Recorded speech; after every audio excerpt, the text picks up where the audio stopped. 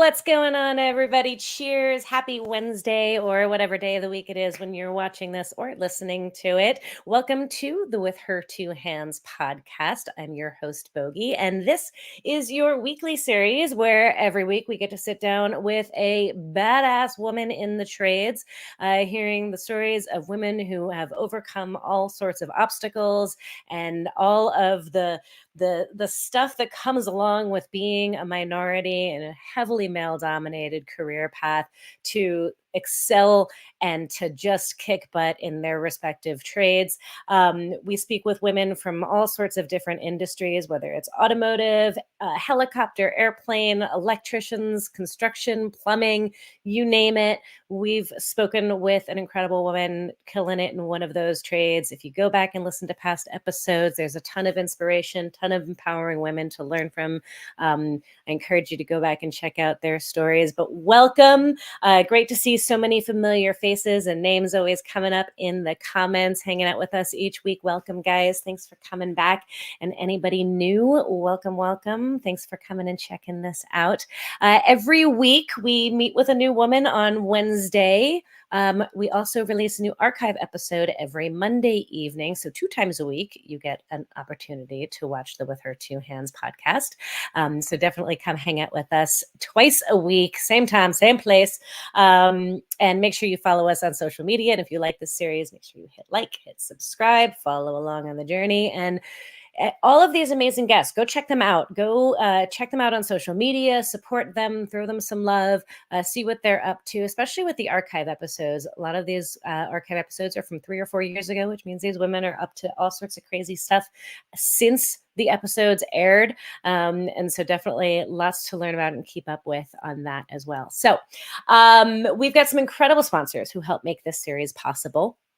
Tonight's episode is brought to you guys in part by ASE, which, if you're not familiar with them, they are in the United States the main source of any sort of certifications that the automotive industry has for certifying shops and individual technicians and creating a standard of professionalism amongst the automotive technicians in the automotive industry.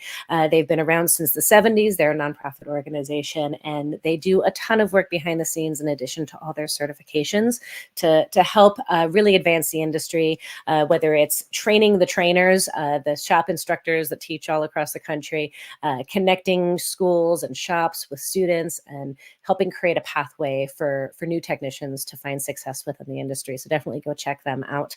And then also by DriveTime. If you're not familiar with DriveTime, they are a used car seller, but they also recondition all of those cars. They have locations all across the country, and they have an incredible culture of bringing new people into the industry, helping them find their training, find their home, find what their specialty and their niche is, and helping them grow within the industry. So if you're interested in checking them out, if you're new to the industry or just looking for a great company culture to be a part of, or know somebody who's looking to find a home, go check them out. The links are all in the description down below.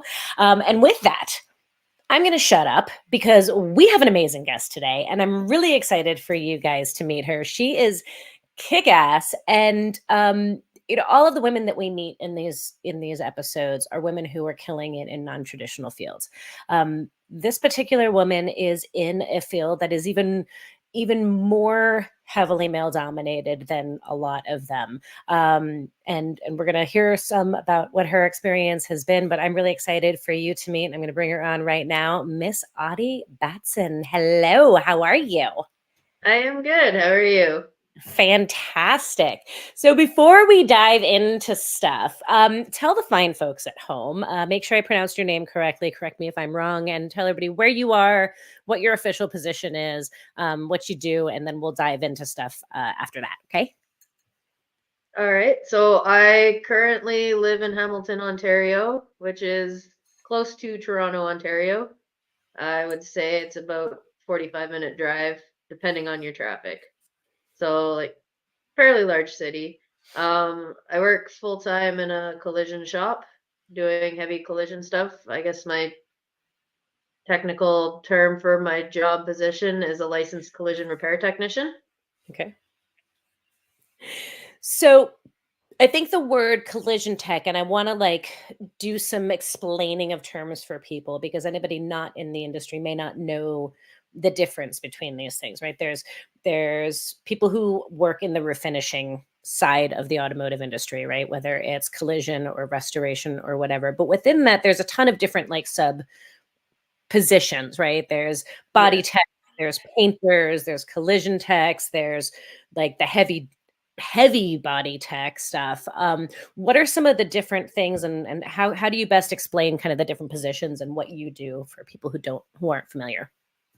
So I guess basically what I would do is like I will take the cars apart, replace broken parts that need to be replaced. If there's like repair stuff that needs to be done on certain body panels, like doors or bumpers, fenders, quarter panels, stuff like that, I'll fix that stuff. If I have to actually change the panel, then I'll cut them off the car and weld on the new ones and everything. And then I even do a lot of the heavy hits where I'm up on a frame rack if I have to straighten frames, stuff like that. Okay.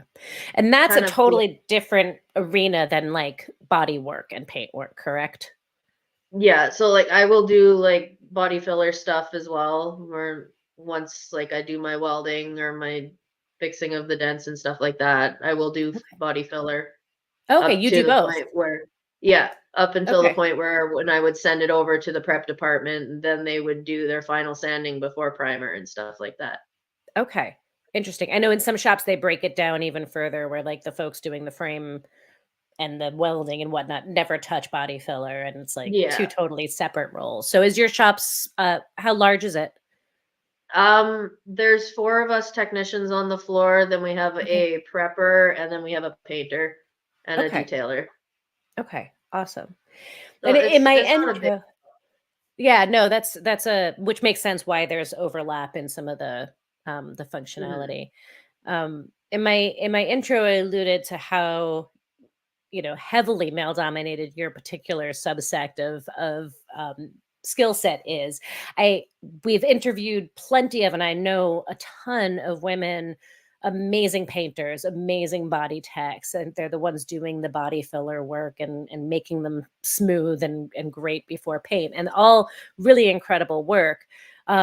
You may be one of the few women who I know on in the collision industry that is on that heavier duty side of things where it's dealing with bent frames and replacing panels, and it's not very common. No, Do you it's know really any not. women doing what you do? Um, Not really. I mean, there's probably a couple out there that I've met and stuff, and some that I know are like in the process of getting to that point. Yeah. But as far as like to the extent that I've been at, I haven't really come across too many. Yeah. It's impressive. Like seriously, hats off and cheers to you because I know it's not always an easy path being one of the first No, and one of the it's onlys. definitely not. So I want to go back in time because you originally didn't, this wasn't your original plan. Collision, like you hadn't set your heart on collision, you had your heart set somewhere else. So tell me what the original plan was and what happened before, like rewind in time here. Okay, I will do my best. I mean, well, back when I was in high school, I didn't really want to go to college or university or anything, so I didn't really pick anything. But after like a couple of years of being out of high school, I was kind of like, well, like I kind of want to go back to school. So I started looking at stuff that I could, do. And I was interested in, believe it or not, video editing and computer stuff Oh, or auto mechanics. Sorry, I had a brain fart. uh, that's okay. That's a fascinating. I did not know that I about know. you. Yeah, and then I was just like reading into the programs, like courses and stuff, and I was like, well, I don't really want to be stuck behind a computer all day every day, so I'm gonna try my hand in mechanics. So I went to Okay. college. I did a 1 year program for auto mechanics, which would essentially put me on the path to becoming an auto mechanic. Okay. And A- then All right. Well, so let's pause before you go any further. I'm curious. What between those two things, which are very different things, like what drew you to those two fields particularly amongst like all of the rest of the things in the world that like you could have looked at, you narrowed in on auto mechanic or video editing. Why those two? What was the attraction? I mean, I've always liked fixing things Okay. and like creating things. I liked drawing and photo editing and stuff like that when I was in high school, so I took a lot of those classes. Okay. And then I did take an automotive class in high school, but it Okay. didn't really work out the greatest for me. So it was like, Okay. yeah, but Why then I not? decided, why not just do it? Like, I'd rather learn how to fix a car than Yeah. editing photos and stuff like that. Mostly, I guess, for my own personal fixing my own vehicle if something broke down. Okay. So Why did it not work out so well in high school? the automotive. Yeah. Um, the teacher that I had, he ended up getting really sick, and then we had a Oh. supply teacher who was an actual mechanic, and the whole women in the industry thing, like women doing a man's job thing, was not Oh. really that, he didn't really give me the opportunity to grow. So then I just kind of lost interest in it. Understood. So, but then fast forward to, a couple years after high school, I decided, you know what, I'm going to dive in and do it. Yeah. Was the attraction originally to taking that class in high school, was the attraction originally to, like, just learn about your own cars? Was it what was the appeal or what drew you to that? Because that's not something you commonly hear still in today's day and age that high school age girls are taking auto shop. So what made you take that class and drew you to it? I think like growing up, my dad was always working on his vehicles in the garage and stuff, and I always liked to be there to help him, whether or not I was able to actually, turn a wrench or just pass him the wrench or hold the light. So it was always something, he's always out there doing something on the garage, so I want to be just like him, right? So I kind of wanted to learn how to, fix Okay. things for myself Okay. and get a basic knowledge what's behind basically a vehicle. If I needed to go into a shop that to get my vehicle fixed, I could Yeah. not have them take advantage of me because I'm a woman. Yeah. Absolutely. And then when did it go from that to I want to make a career out of this? I think when I decided I wanted to actually go to college when I was in my early 20s, and that's when I applied for the program and got it, and I took it and I loved it. Nice. Now, you said that originally you started out your program, your training in automotive mechanics. Was that the high school stuff, or was that later once you went back to college as well? I did the one semester in high school and then kind of took a break from it for a couple of years after I graduated. And then I did 1 year in the college in my hometown. Okay. Yeah. And what made you move away from the mechanical side and into the collision side? You mentioned in when we were talking offline a little bit that like small town, you weren't getting opportunities. What did that look like? So like I had applied at like a few of the mechanics shops in and around the town I grew up in, and being that I was a woman, a lot of them never really had women working on the shop floor before, so they weren't really excited, I guess, to hire me on. And at the time, I had had a friend who was working as a collision technician in a collision shop, and they were looking for someone to do mechanical stuff. Okay. So they hired me to do like suspension stuff. So I'd change out suspensions, do the wheel alignments and all that kind of stuff, tires, anything mechanical, really. So What do you that's attribute them giving you the shot versus these other shops? Like what was the difference? Is it because you knew somebody I think versus it going in was cold? because I knew someone who had already worked there and they put in a good name for me, saying Okay. like, like give this girl a chance. And like when Yeah. they had me in for my interview and everything, like they told me, they're like, if you work out, you will be the first girl we've ever had work on our shop floor kind of thing. Mhm. And so I went in feeling like I had to, do good. I Right, had to no prove pressure. myself that, yeah, Right. like, I'm setting the bar for, the future, right? So Yeah, yeah. No pressure at all there. You're gonna be the yeah. first. Yeah, so Oh, I think to this day they've had one other girl work on the shop floor okay. So you must at have that left a good particular taste in their shop. mouth because they hired another. Because I think you're absolutely right. It's unfortunate that that's the case, right? Like that we wind up representing all women, even though we shouldn't, Mhm, obviously. But if we're their first experience of a female out on the on in the shop, if they don't have a good experience, they're probably not going to hire another woman. And so, it's a mhm. testament to you that they have again since then.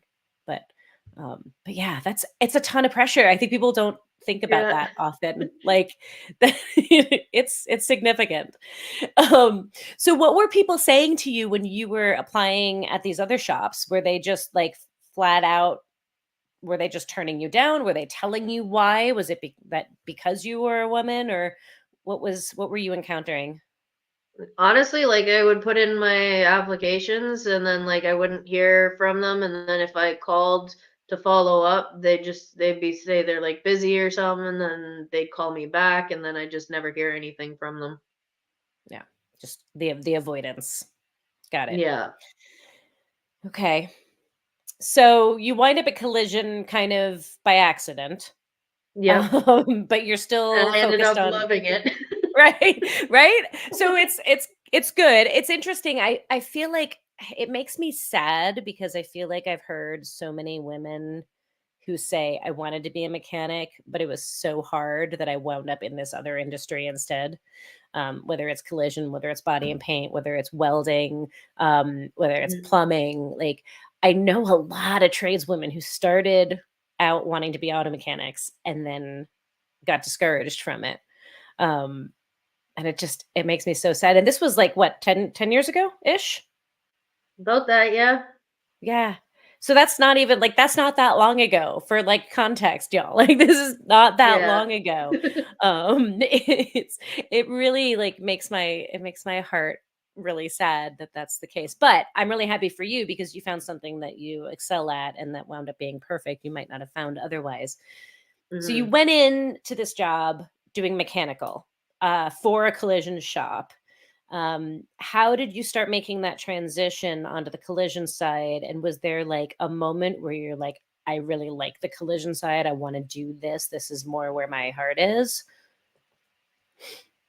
Yeah, there probably was a moment. I can't really remember it at the time, like now, but basically, I got into doing the collision stuff when there wasn't much suspension work that needed to be done or alignments, and they just didn't want me standing around doing nothing. So they're like, "Hey, do you want to, learn how to take this bumper off, or do you want to change this fender? Do you want to learn how to fix the fender?" That kind of That's stuff. And I cool. was just like, I just jumped in. I'm always open to learn new things, so I just jumped in and learned it, and I was like, Yeah. "Hey, I actually kind of like this."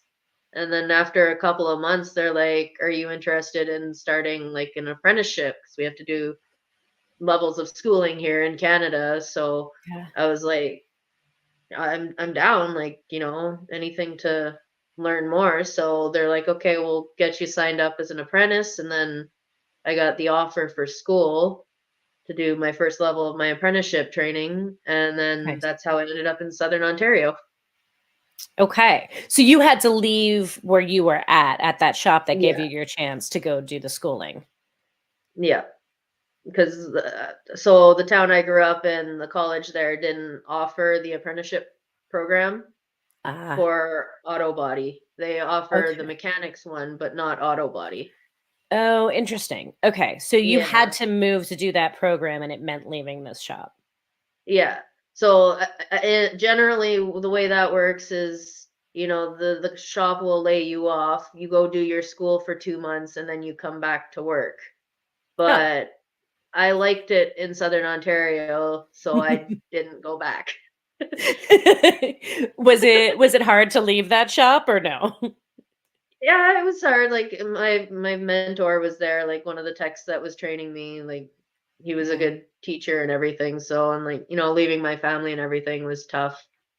But being in a small town of 100,000 people, you don't really get the opportunities that you do down in bigger cities, right? I love that. I love you're my kind of person because you're like small town of 100,000. A lot of people would call that a big town. Yeah, I mean, um, it's small I compared to don't, but Hamilton, where I live, or right. Toronto, right? Where there's a couple million people. Right. No, totally. Totally. I just hear lots of like small town folks like listening to this being like 100,000 people, that's a lot. Mhm, But being from New York City, I agree with you that that's a very small town. But so this shop though, like I'm curious, or I want to hear more about it. You mentioned briefly your mentor, like because you got really lucky in a sense with a shop that even though they had never had a woman, were open to having a woman, and mhm. then really like gave you a shot, like for like legitimately gave you a shot and treated you well, and you wound up with a great mentor. Like what do you attribute, was it just luck? Do you feel like you created that situation and and found that mentor and cultivated that? Like what can you, or I guess I should say it as like what can you recommend to others who might be in a similar situation, like how to cultivate that and create that for themselves? I mean, like for me, the technician that like my mentor, he worked in the stall beside me, so like I was constantly watching like what he was doing, like if he had, something I'd never done before or wanted to learn, I would like go over and watch how like what he was doing, and like eventually he started realizing, that I was interested, and I'd ask questions and stuff like that. So just for me, it was just stepping out of that comfort zone, right? And asking the Yeah. questions, saying you want to learn and hope for the best. Was he open to you from the beginning, or did you win him over? Yeah, he was pretty good right from the beginning. The other That's awesome. technicians at the shop at the time, they wouldn't really give me the time of day because also like it was tough me being a new person. They were all experienced licensed technicians working flat rate. Right. So for them to stop working on a job that they're making money on to teach me didn't really they didn't Yeah. really like doing that. But this one tech, he didn't seem to care. He'd always teach me, help me if I needed it. So That's I was awesome. I was pretty fortunate and grateful for that. We talk about mentors a lot on this show. Do you feel like, it's hard to say, but do you feel like if you hadn't had him or that type of ally and mentor who gave you that shot, that you would have stayed with the industry? I mean, it's hard to say. Like back then, I probably would have gotten discouraged. But if it was like today, I'd probably still continue to push through and, No. do the best I can. I think that's fair. I mean, this industry definitely like teaches us how to keep pushing even Yeah, when the going gets tough. But when you're younger, just keep it's going. harder. Yeah. Yeah, absolutely. I can't stress enough anybody who's new to this series, like the frequency with which we hear in like women who've been successful and stayed in the industry for a long time versus the women who've like struggled or left the industry, like Hmm. having a good mentor, having a person who like took them seriously is like the theme that just runs through everything, and how absolutely crucially important that is. Um, so that's awesome. Yay. Cheers to Hmm. him for, and Yeah, cheers to he that was a shop. yeah, they were a good shop. That's awesome. So you left them, you said, thanks for the opportunity. Thanks for the intro and all the training. And now I'm going to go do this in a bigger city. So what happened then? What's the next step for you? So I ended up moving down to Southern Ontario, which was a 13-hour drive Okay. with the cat. So that was great. And then yeah, I did my schooling, and when I was in school at Centennial College, I had met Hillary, Okay. and she was teaching there at the time and working at 427 here in Toronto, which is Okay. a really big collision shop. It's a big name down here, and Okay. suggested like I come in for an interview. Okay. So I went in for an interview, and they liked me and hired me on for when I was done my school. Okay. And I worked with them for 3 years Okay. I didn't while I realize that finished you my worked with apprenticeship. Hillary for that long before ink and iron. Yep. That's awesome. Okay, Well, so for those who yeah. that Go ahead. was a hesitation. What? She wasn't there for the full 3 years that I was there. She Okay, had, like, gotcha. gone and opened her shop and everything, so Ah, okay, but you worked together for a time. Or yes. that's how you met before then. Okay. So for Yeah. those of you who are not familiar, go back into the archives because episode, I think, two. Audie is episode 168. Hillary was episode two. But you can go back and check out my interview with her, but definitely go check her out online. Hillary is the owner of Ink and Iron Auto Restoration in Toronto, right? And Audie worked with her for a time and has been her like she moonlights. Audie moonlights as a restoration tech with Yes. Hillary and works on other projects. So I didn't realize you guys had worked together. And so she was teaching at the school Yeah, she when was you met her. one of my Okay. teachers at the school. Oh, that's awesome. Very Yeah, that's cool. how I met her. Okay, sweet. Okay, so now you're Yeah. working at a collision shop while you're going through your program in collision tech. How long is the program for? So, they say it's 3 years, but it's technically only 6 months of schooling. Okay. So, like, you do 2 months of school, you work for a year, 2 months of school, work for a year, 2 months of school, Okay. kinda thing. And it Gotcha. usually takes about 3 years to get the required amount of hours of hand Okay. in shop hands-on training that you need in order to go and write the exam for your license. Okay. Yeah. Gotcha. It's a confusing process. It is a little. I feel like I'm starting to figure out. I've interviewed a lot of women from Canada, and I'm starting to like maybe feel like I'm grasping it. I'm really Yeah. jealous of you guys in a lot of ways with your program. But it does sound a little bit confusing. So you're going to school while you're working at the shop. Were you at the shop for the entirety of your schooling? Yes. Okay. And that So, yeah, was they were lay you you off for 2 months so you collect unemployment insurance while you go interesting. to school full time. Okay. Yeah. Interesting. Um And this was doing collision, so you were doing more of the same. Were you Yes. getting into, like, heavier stuff at this point or just a little bit The of first everything? level 1 and level 2 is more of, like, smaller things. Once you get into level 3 is when you get into, like, the frame pulling and straightening and all that stuff, and Okay, panel like, welded on panel changing and all that stuff. gotcha. And aside from Hillary, had you encountered any other women at this point? In my schooling, there was a couple of us. I think level 1, there was 4 of us, Nice. and then level 2, there was 2 of us, I think, Okay, and then I think for level 3, it was just me. okay. And how was this shop with you? Do you feel like it was becoming less of an issue that you were a woman? I mean, they'd already had a female Yeah, there. I've noticed, like, being in Southern Ontario, the shops that I've worked at, they're more open to having women, Mm, and, there have been women working in the shop there before. Like, when I was at 427, I think there was, like, 6 or 7 of us girls, wow. but they also had a staff of, How like, 100 people on the Okay, I was floor. gonna say how large of a It shop. was That's very huge. big shop, yeah. Okay, I'm not good at math, but that percentage is still I have no idea what that percentage is, but that's low. But that's still impressive. That's a lot Yeah. of women to be working in the same shop. So that's really cool.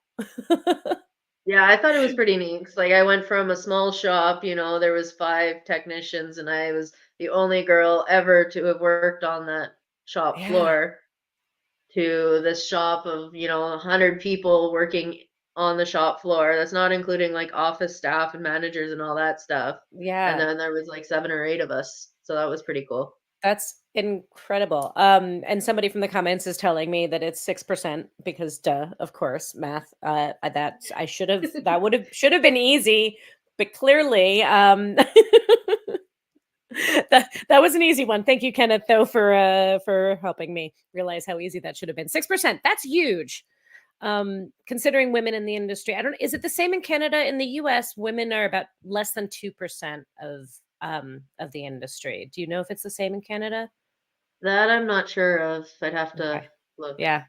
I can't imagine it's much different, but that's significant. So what was what was it like between the 2 shops? I mean, obviously, you had a supportive shop at the first shop, but to go from a small shop where you were the first, no pressure, how we're gonna treat the Mhm. rest of women coming in is dependent on how we experience you, to being at a shop that was large and had experienced female technicians before and clearly didn't have an issue with it. Like, what were some of the differences that you experienced?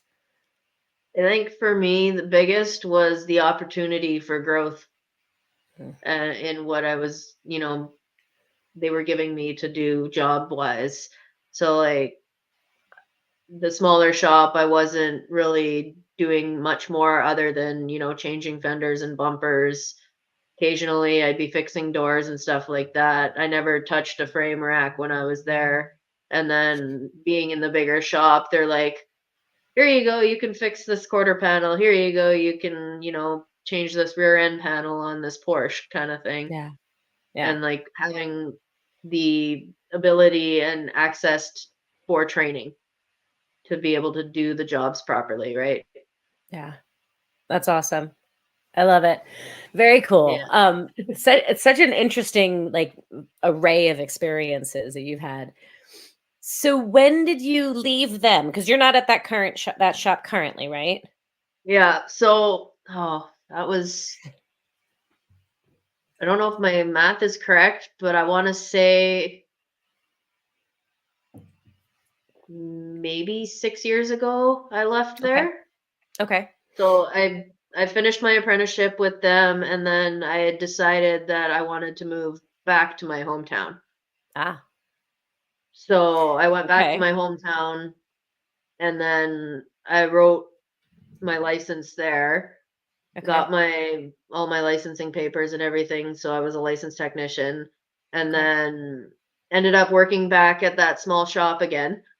Okay. I was gonna say, were you able to find work now that you had all this So training? I had applied at almost every shop in town. I had interviews set up, and it was the same thing. It was, we'll give you a call when we're hiring, kind of thing. We're not Interesting. hiring right now, or, manager's out of town, so he'll get back to you. And then I'd follow up and Yeah. just the same runaround, right? And then I Yeah. just so happened to go in just to see everybody at the shop that I had started at. And they're like, Yeah. you looking for a job? And I was like, oh, actually.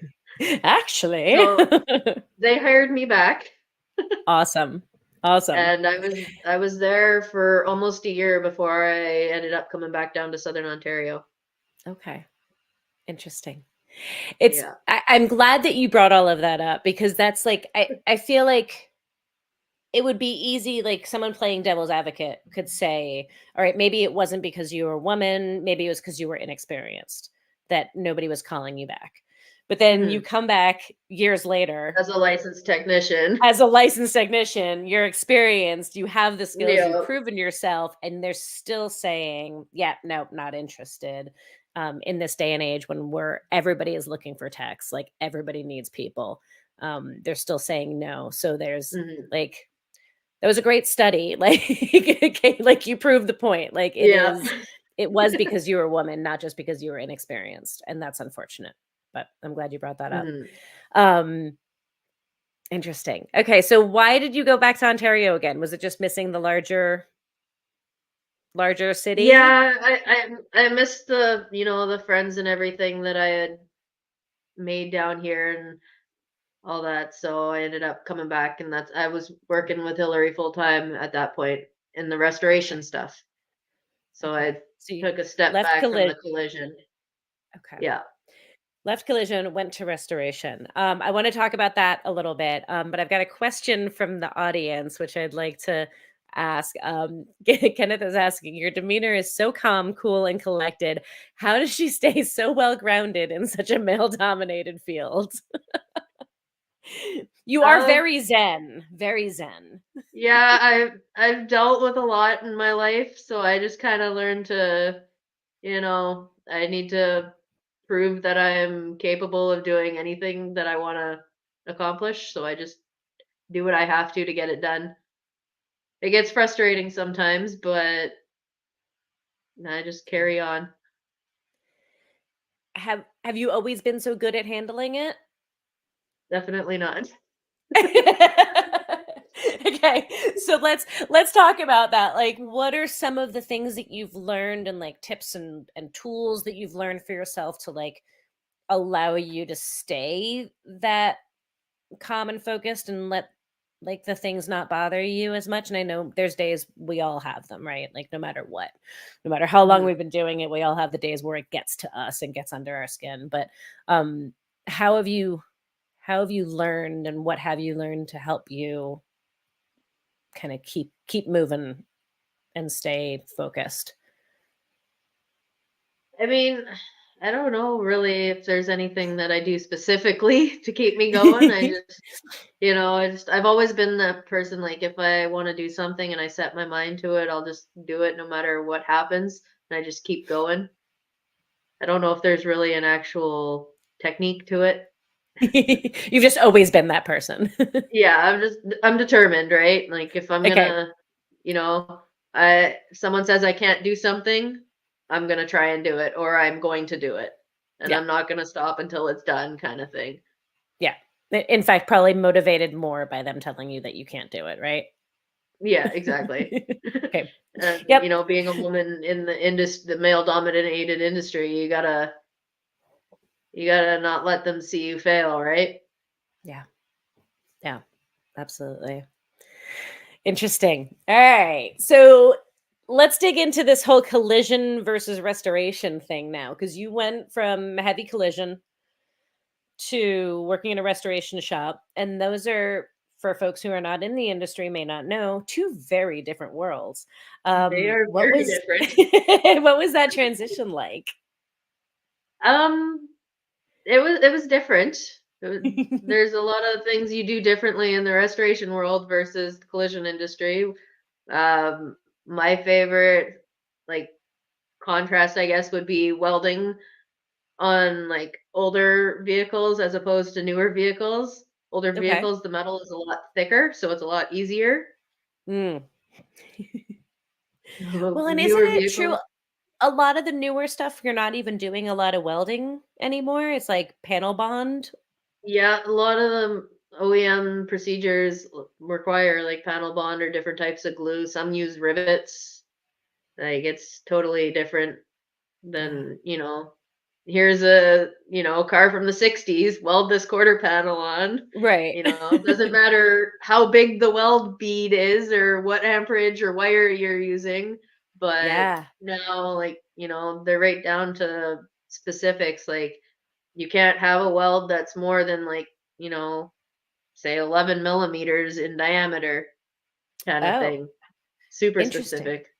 Do Yeah, each of the manufacturers have a whole different set of guidelines for that? Like, do they have they different do. standards? Yeah. Okay, so that's got to be challenging to keep track of. Yep.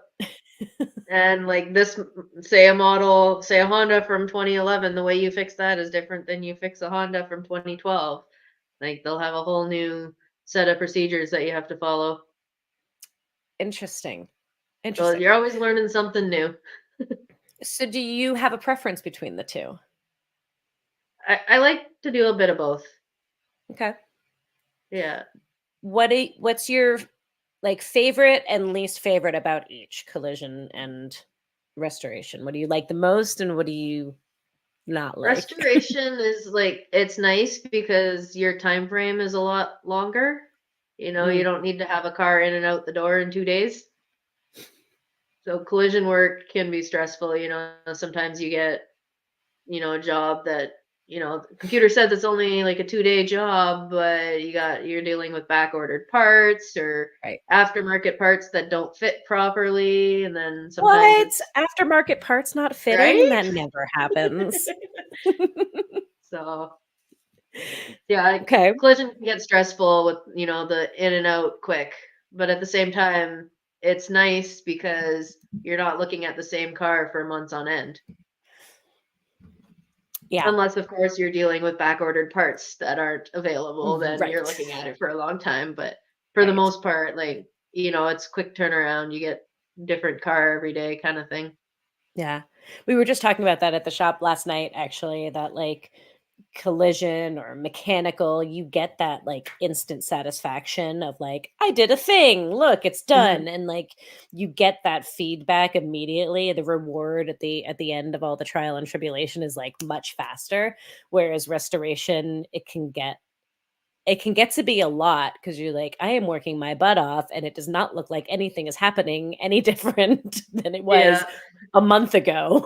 I've been sanding this panel for 3 weeks straight and it still looks the same. Like, Yes, you hugely frustrating, but also like that much more rewarding, just like delayed gratification. hmm. Yeah. Um, what is your favorite part of collision? Like what type of work do you like doing the most, or what's your favorite part of it? I hate doing body filler. Everybody who Okay. knows me knows I hate doing it, but I do it. Okay.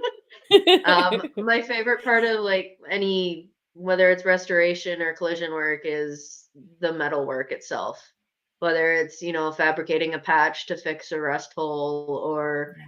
you know, changing a quarter panel or rear end panel, that kind of stuff. Like I really enjoy that. I like welding. Do you like the So beating the panels into submission, or do you like the welding part the most? Like the metal shaping or the welding, or both? yeah, I do enjoy. I haven't. It's hard in the collision industry now. A lot of times it's just replace the part, Yeah. but I do find satisfaction in, fixing something that instead of replacing it, Yeah. spending the time working the metal to get it to where I want it to be. Yeah. Absolutely. Awesome. So tell me about the shop that you're at now.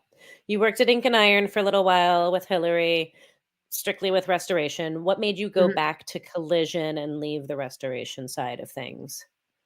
Just, I guess, kind of like a bit of a change. I continued to work part time with her when I went back to the collision side.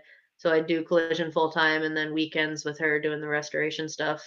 Nice. But yeah, the shop I'm at now, I've been there for almost 4 years, Okay. and And you they like it, I hired take me. it, you stay? Oh yeah, I love it there. The staff I work with is great. The technicians are great. Management's great. The owners are Awesome. great. So they've That's really given phenomenal. me opportunities to, grow and move up, and Nice. basically thrown me into the heavy side. So I do like 90% of the stuff I'm doing is frame rack stuff. Nice. So which is definitely a new learning experience for me. I'm always liking to challenge my brain.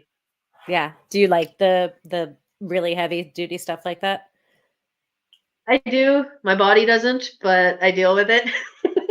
Okay. When you're climbing up and down the frame rack multiple Yeah. times a day, you get Yeah. you get pretty worn out by the end of the day, but I do like seeing, you get this car that comes in that's completely mangled and then when it leaves it looks brand new again. So Yeah. it's satisfying knowing that, I'm capable of doing that. Yeah. And for those of you who are listening and not watching this, or even like because she's sitting, so you can't tell, she's not tall. Like No, I you're am not. I am 5'4". I'm She's very short. she is small, but she is mighty. So it's extra impressive that she's doing this like hardcore work that is really so very rare to see women in, and it is just it's so cool to see not only that you're excelling at it, but that you've been able to really find shops where you've been accepted and where you've been like treated as capable and given a chance regardless, like where it hasn't been an Mhm. issue. And that's really cool to hear, despite the fact that you had kind of that rough start at the beginning with people not giving you a chance and taking you seriously. Like you're excelling and you're the lead tech at your shop now, right? Yeah. That's incredible. Like accolades to you. Like that's it's phenomenal. I hope you know how big of a deal that is. Yeah. No, it's been good. That's awesome. What are the goals for you? Do you have like ambition of things that you want to learn, things that you want to do? Are you happy where you're at? What's the I plan? like location wise, I'm happy where I'm at. As far as like my knowledge, I do want to get more into like the aluminum stuff. We don't do a lot of Mm, aluminum work at the shop I'm at, okay. so like doing some training and stuff like that because a lot of the Okay. vehicles that are coming out now are aluminum. So Yeah. being able, like having that knowledge and being able to, fix those vehicles, I think Yeah. would be kind of helpful for me. Yeah. That actually brings up a really interesting question. I think people often think about like all the new technology in cars as it affects mechanics, right? There's all the wiring and Hmm. the control modules and there's all of that, and that's definitely a part of it, but there's this whole other side of it that I think people don't really realize is like you were talking about all of the different regulations and how you weld it and what the technical specifications are there. But then there's also like all these new materials and Yep. dealing with that. How do you stay up on, and how do they do this within your shop? How have you seen it done in other shops to like stay up on education and kind of learn about what's coming down the line? Well, with us, like we do a lot of iCar training. I don't know if you Okay. guys have that down in the We States do. as well. Yeah. So a Explain it lot though for of anybody who's not familiar. it's like, I guess the OEM manufacturers and stuff like that, they have these standards, and iCar, they use iCar to teach them, I guess. So Yeah. it's basically training. So say you want to learn how to fix a Honda Accord or whatever, they'll send you for iCar training that's specific to Honda. So like, Okay. this is how Honda wants their vehicle repaired. This is what you can do, what you can't do. They get into pretty specifics and stuff like that. So like, and then they'll have some for paint training. They'll have like body filler training, all that kind of stuff. Like pretty much everything there is. They have a different class Are that have you for you. we have iCar in the US too, but it is not, I don't believe, and I could be speaking out of turn because I'm not familiar enough with the collision side. I don't believe it's required. It helps you get a job, it makes you look better. Hmm. But I don't know that it necessarily is required. I could, like I said, could be speaking out of turn. Is it required in Canada? Do you have to like do a certain amount of iCar training per year? Um, If the shop that you work at is, I can't remember if it's gold certified or platinum certified through iCar, then they okay, have to have a certain number of techs that are, you know, in that designation of gold or okay, platinum. I can't remember. The shop has to be one and the technician has to be the other. I just don't remember because okay, it's been a while. sure, Um, I don't think the shop that I'm currently at has the iCar that certification yet. I think okay, they're working towards it. But okay. if you're at a shop that has that recognition, then the technicians, they have to have a certain number of technicians that have that certification, and they have to do a certain number of classes per year in order to Gotcha. keep that recognition. Okay. Very cool. So you're kinda So constantly getting that continuing constantly getting education. that training, yeah. Yeah. I don't know if it's not required that shops be iCar certified, but Okay. it's recommended, I guess. I'm curious, like, because on the mechanical side, I feel like if you're out of the industry for, like, even just, like, 2 or 3 years, like, technology passes you by. Like, by the time you Mhm. jump back in, you're gonna be like, "What the heck is this?" And it's, like, starting all over again. Like, if I were to go back to a dealership now and try to be a mechanic after all of these years, like, not being on the line, like, I would be s it would take a while to get used to it. Is it the same, like, where is the technology moving that fast that, like, you blink and it's gone? I think Or so, yeah. yeah, interesting. Do you like that? Learning new things every day. I mean, it's a challenge for the brain. It always keeps me going. Yeah. Always wanting to learn something new, right? That's awesome. I mean, a lot of people hate that, right? A lot of people are like, "Oh, the new technology, everything's changing," and then other people love it. I'm with you. I love it. It's something new. I get to learn new things. I get to Mhm. grow, but That's cool. What what has been like the biggest challenge to learn, or most challenging job you've done? Or maybe it's not work related at all, and maybe it has to do with your career in general. Like, what do you feel like has been your biggest challenge? Oh, I don't even know. I mean, there's been a lot of challenges along the way, but I know that was either like, I don't find anything challenging, or that was, there's everything's a challenge. I mean, like some days there's certain jobs that I do that I find are a challenge because like I haven't done it very often or it's something I've never done before, so I'm like, learning how to do it properly. Yeah. Uh, that I find challenging sometimes. I get this new car, and when the Broncos first came out, like people are like, "Well, like how do you take this off?" I was like, "I don't know. I've never done one." It's you gotta take your time and trial and error, figure out where the screws Yeah. are, and Yeah. like you know that's how you learn, right? So like I personally haven't worked on one of the new Broncos yet, but Yeah, we've me had a neither. few in the shop that the other techs have, and there's a lot to those. But like just like Yeah. new things, right? Like things I've never done Yeah. before. I find can be challenging, but Yeah. if I can't figure it out, I do my research and learn as I go, kind of thing. Yeah. I love the challenge of that. Like, I don't know about you, but like I get excited about that stuff. I'm like that nerd who gets into a friend's car, and I'm already like looking at things like, how do I take this apart? Yeah. It's Yep. bad. Like um, I'm always open for like a challenge too. Like, we had a 2 years ago, we had a car come in and needed an engine wiring harness. okay. And normally we would send that out to a mechanic shop to do. And we were slow at the time. So I told my boss, I was like, let me do it. He's like, okay. 12 and a half hours later, I changed my first engine wiring harness. Nice. That's So, awesome. it was challenging. I'm up to my Yeah. armpits in the engine bay behind the engine in a vehicle, but I got it Yeah. done. Do you feel like, looking back, like you had originally like wanted to be a mechanic?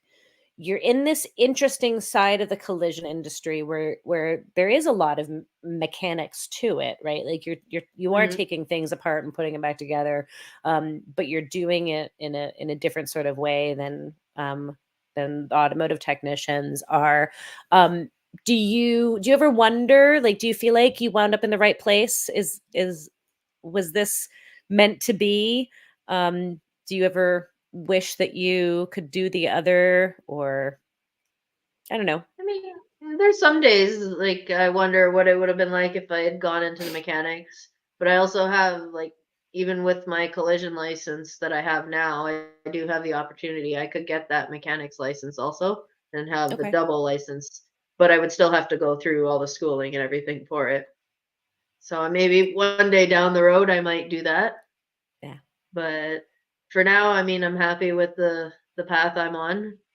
Awesome. I've met some pretty amazing people along the way, lots of great opportunities. Yeah. Any particular mentors that you'd love to shout out? I know we talked about the one at your first job.